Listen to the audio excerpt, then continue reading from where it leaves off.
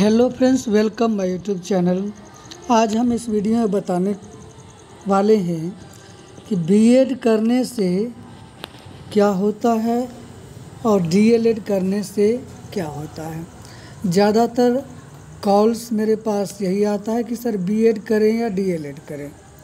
BEd करने से फ़ायदा होगा, पहले नौकरी मिल जाएगी, या डीएलएड से। तो मैं सजेस्ट करना चाहूँगा कि दोनों अपने जगह सही है, बीएड भी और डीएलएड भी। लेकिन अपॉर्चुनिटी की बात आए तो पहले हम बीएड की चर्चा कर लेते हैं। बीएड करने से क्या होगा कि आप सर्वप्रथम 6 to 8 एवं 10+2 के लिए एलिजिबल हो जाएंगे। 6 to 8 मध्य विद्यालय एवं +2 इंटर कॉलेज के लिए भी आप एलिजिबल हो जाएंगे। और डीएलएड की बात कर लेते हैं। 1 to 5 एंड 6 to 8 में भी आप जा सकते हैं। अब क्या है कि बीएड वाले भी जो है 1 to 5 में उनको मौका दिया जाता है। डीएलएड डिग्री नहीं रहने पर बीएड वाले को भी 1 to 5 में मौका दिया जाता है या टीचर बन सकते हैं। लेकिन डीएलएड जो किए हैं या करेंगे या करते हैं डीएलएड, तो उनके लिए 1 to 8 यानी कि मध्य विद्यालय तक ही लिमिट है या सीमित है, यहाँ तक आप टीचर बन सकते हैं। अब बात रही कि अपॉर्चुनिटी जॉब के लिए क्या है कि बीएड में ऑनर्स बेस क्या होता है कि ऑनर्स के अनुसार आपका मध्य विद्यालय में 6 to 8 में बहाली होता है। इसके बाद 10+2 में भी इसी के आधार पर जो है बहाली होता है। डीएलएड में 1 to 8 तक जा सकते हैं। लेकिन एक कारण है कि डीएलएड ये प्राथमिक विद्यालयों की संख्या क्या होता है कि ज़्यादा होता है। किसी भी स्टेट में या जिला में प्राथमिक विद्यालयों की संख्या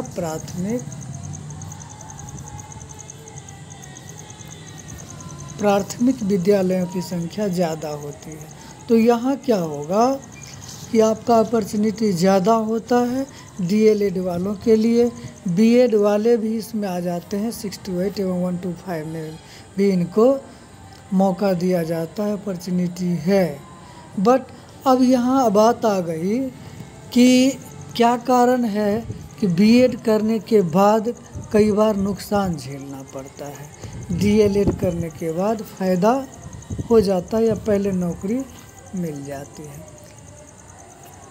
ये पॉइंट जो है बड़ी मार्मिक है, उस पर ध्यान देने वाली बात है। कई बार क्या होता है कि बीएड करके और फिर उनको ज़्यादा वेट करना पड़ता है जॉब के लिए, या फिर मेरिट लिस्ट में बहुत पीछे आ जाता है। तो ये जानते हैं कि क्या है। अब क्या है, ऑनर्स बेस्ड जो होता है तो इसमें जैसे लैंग्वेज है,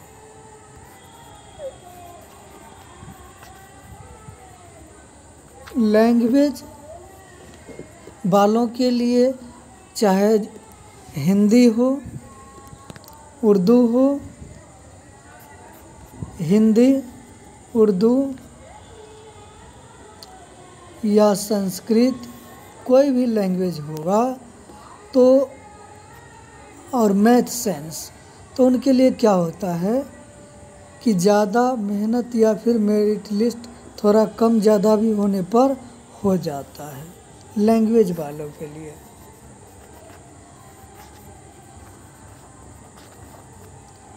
उनके लिए ज़्यादा डिफ़िकल्ट नहीं है या ज़्यादा उसे परेशान नहीं होना पड़ता है, कहीं ना कहीं या फिर भीड़ में भी हो जाता है।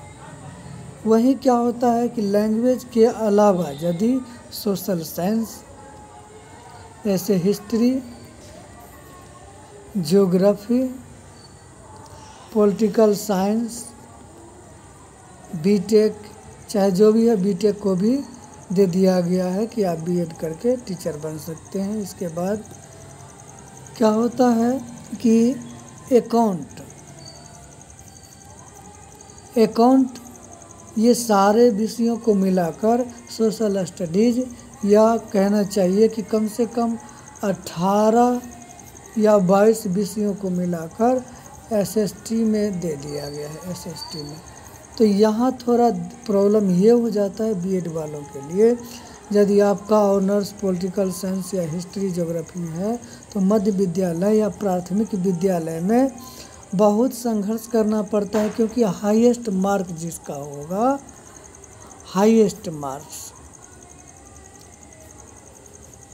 उनको मौका मिल जाएगी।